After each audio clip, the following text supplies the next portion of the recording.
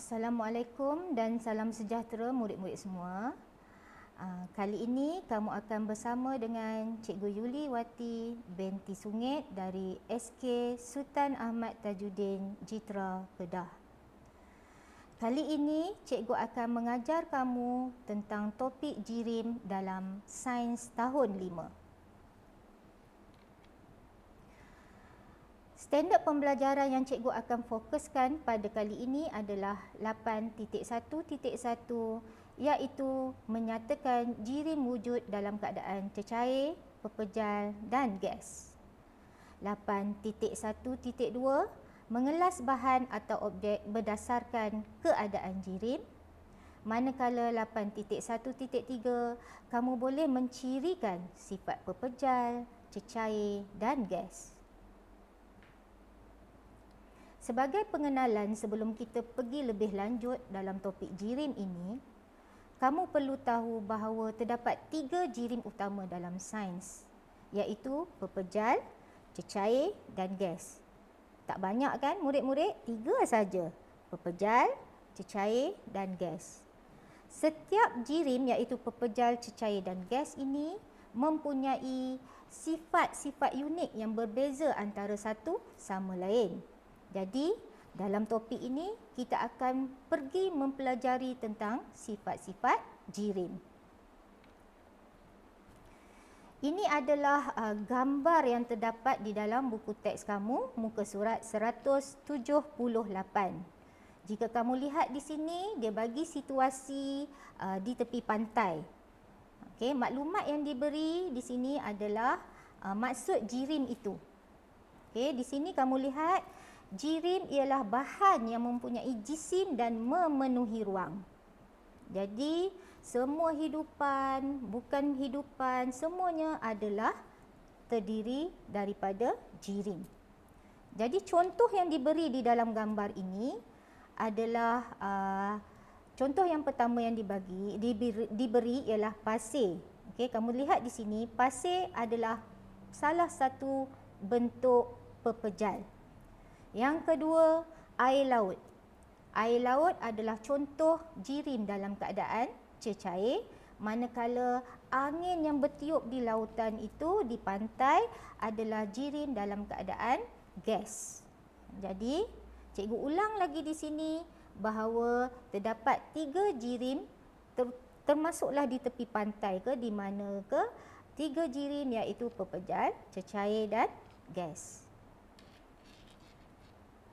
Ini adalah ringkasan dia.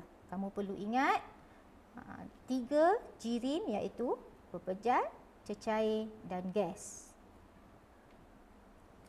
Sekarang kita beralih kepada sifat-sifat pepejal. Yang pertama, susunan zarah dalam pepejal adalah rapat. Dia tersusun rapat dan teratur. Oleh kerana susunannya rapat dan teratur, kita pergi kepada nombor 2, dia tidak mudah dimampatkan, tak mudah ditekan sebab dia rapat. Kemudian yang ketiga, pepejal juga mempunyai bentuk tetap. Jadi dia tidak ikut bentuk bekas, dia tetap dengan bentuk dia. Yang keempat, pepejal juga mempunyai isi padu yang tetap. Isi padu tetap, maksudnya dia tidak akan berubah walaupun kamu letak di dalam bekas yang berbeza-beza. Contohnya kamu ada kuboid, kamu letak dalam bekas A pun macam tu bentuk dia, kamu letak dalam bekas B pun macam itulah bentuk dia, tidak akan berubah. Ini adalah beberapa contoh pepejal yang cikgu tunjukkan kepada kamu. Contohnya batu-batuan, pasir, batu bata. So benda-benda yang keras ini adalah pepejal. Seterusnya kamu boleh lihat di sini kita ada botol. Okey, botol kaca, botol plastik. Kalau ada botol besi, maka botol besi itu pun juga adalah pepejal. Seterusnya yang ketiga kamu lihat di sini kita ada biskut. So, ada makanan yang kamu makan juga dalam bentuk pepejal. Contoh biskut, kerepek, kek. Kek yang kamu makan tu juga adalah pepejal walaupun dia lembut, tapi dia sebenarnya berbentuk pepejal. Cuma dia lembut kerana dia ada ruang-ruang udara. Seterusnya di sini kita ada sabun.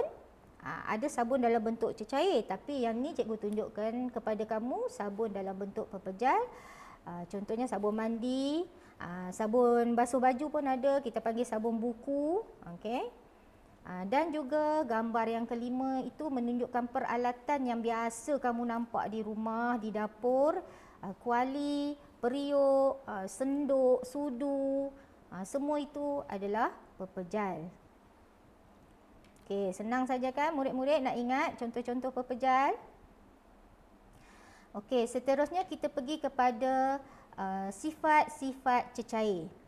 Okey, yang pertama, cecair dia tidak ada bentuk yang tetap.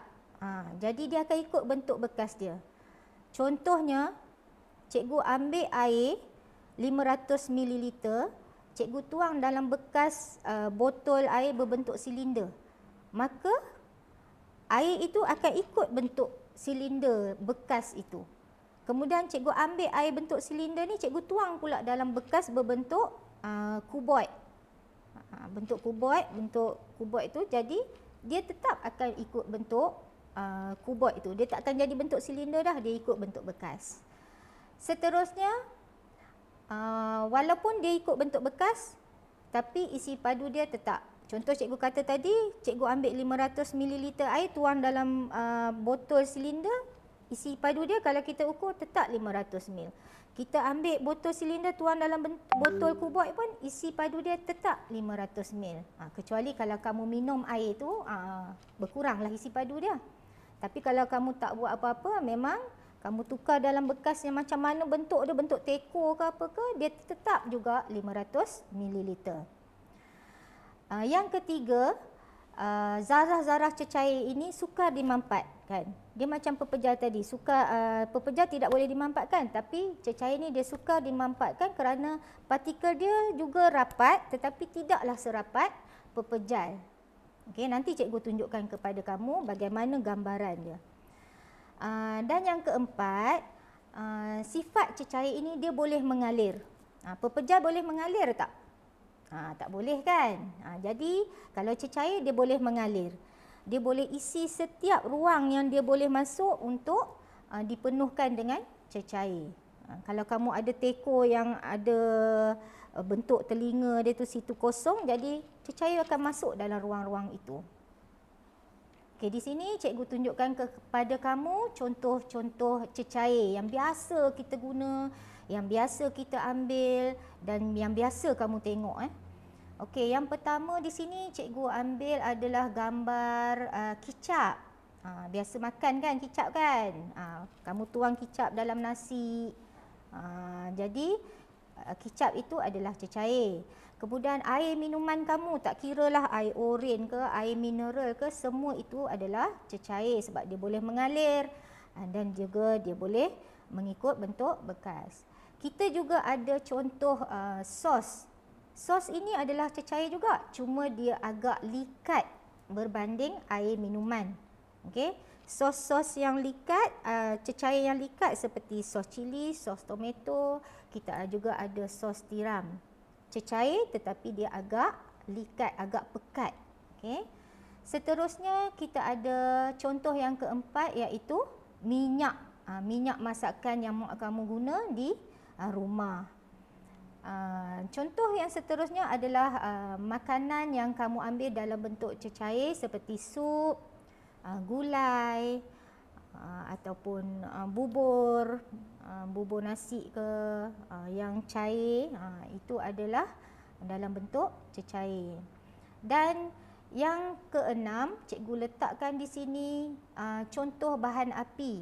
Okey, bukan kayu semata-mata ya, kita juga ada bahan api dalam bentuk cecair iaitu minyak petrol, minyak diesel dan bahan api lainlah yang berbentuk cair.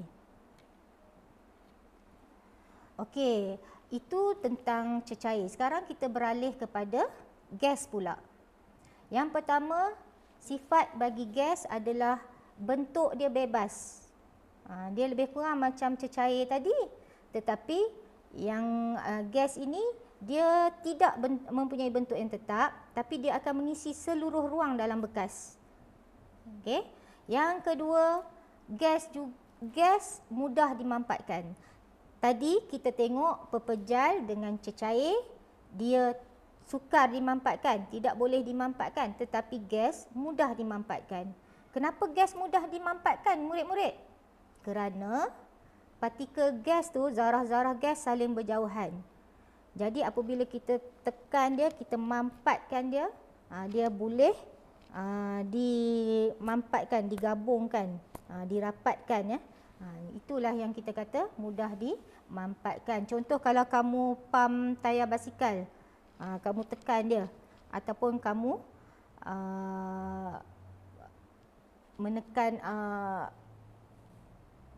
yang boleh dimampatkan lah sifat gas ni. Nanti cikgu tunjuk dia punya partikel dia. Okey. Seterusnya yang ketiga, gas juga boleh mengembang dan mengisi ruang yang lebih besar. Okey. Ini adalah contoh-contoh bahan yang dalam bentuk gas. Okey, yang pertama kita ada udara dalam belon. Apabila kamu tiup belon, belon tu mengembang, maksudnya di dalam belon itu penuh dengan udara. Yang kedua, kita ada gas masakan di rumah. Tong gas yang kamu beli untuk masak kat rumah tu kita panggil gas LPG. Okey. Yang ketiga, wap air. Wap air juga adalah contoh gas.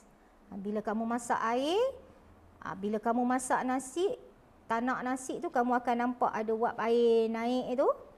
Wap air macam asap-asap naik tu, itu adalah bentuk gas. Seterusnya, gambar keempat menunjukkan asap kilang. Asap kilang yang keluar daripada cerobong-cerobong kilang itu juga adalah bentuk gas. Dan yang terakhir, udara di persekitaran kita ni ada banyak udara, ada banyak jenis gas dalam persekitaran kita, dan angin juga yang bertiup laju ke, bertiup lembut ke, perlahan ke, semua itu adalah terdiri daripada gas. Ini adalah gambaran zarah jirim bagi pepejal, cecair dan gas. Jadi kalau kamu tengok di sini, bagaimana susunan zarah bagi pepejal, kedudukan dia padat dan teratur. Tenaga kinetik dia rendah. Sebab apa? Sebab dia dah tak boleh bergerak. Kinetik ni kan dia tenaga yang bergerak kan. Jadi tenaga kinetik dia rendah sebab dia tak boleh bergerak. Manakala daya tarikan dia lebih kuat. Antara satu zarah dengan satu zarah tu daya tarikannya kuat. Kemudian cecair, kamu tengok dia rapat tetapi tidak serapat pepejal. Jadi tenaga kinetik dia tu lebih tinggi sikitlah daripada pepejal. Dari segi daya tarikan dia kuat tetapi kurang daripada pepejal. Dia kuat tapi kurang sikit daripada pepejal. Sekarang kamu tengok pula maklumat tentang zarah bagi gas. Kalau kamu tengok susunan zarah dia agak berjauhan antara satu sama lain. Jadi bila berjauhan, tenaga kinetik dia, zarah ni tenaga kinetik dia sangat tinggilah. Dia boleh bergerak ke mana-mana saja yang dia mahulah. Dia kalau dalam belon tu, dia akan hentam sana, hentam sini, dia bergerak-bergerak okey, di dalam belon tersebut. Jadi daya tarikan dia lemah lah sebab dia jauh antara satu sama lain, jadi dia lemah daya tarikan dia. Okey, faham tak murid-murid? Okey, ini hanya gambaran bagaimana susunan zarah jirim. Okey, sekarang cikgu nak buat kesimpulan bagi pelajaran kita hari ini. Untuk pelajaran kita pada hari ini, ada 4 perkara yang cikgu nak tekankan, yang cikgu nak kamu ingat. Okey, yang pertama, kamu mesti ingat ada 3 jenis jirim. Apa dia? Apa dia 3 jenis jirim? Baik, pepejal, cecair dan gas. Yang kedua, murid-murid tolong ingat sifat-sifat unik setiap jirim. Sekurang-kurangnya kamu dapat ingat 2 sifat unik pun dah mencukupi, dah mencapai objektif. Okey? Dapat ingat 2 sifat jirim, 2 sifat pepejal, 2 sifat cecair, 2 sifat gas pun sudah bagus. Yang ketiga, perubahan jirim. Dalam jirim ni akan berlaku perubahan. Jirim boleh berubah daripada pepejal, boleh berubah kepada cecair, boleh berubah kepada gas melalui proses fizikal. Yang ini nanti kamu akan belajar dalam topik yang seterusnya, iaitu perubahan jirim. Yang keempat, kamu perlu faham bahawa dalam topik ini kamu mempelajari 3 jenis jirim untuk membantu kita memahami sifat-sifat bahan di sekeliling kita. Okey, murid-murid semua faham? Jadi setakat ini sahaja apa yang cikgu mahu dedahkan kepada kamu pembelajaran kita pada hari ini. Cikgu harap di lain masa kita akan berjumpa lagi. Sekian, terima kasih.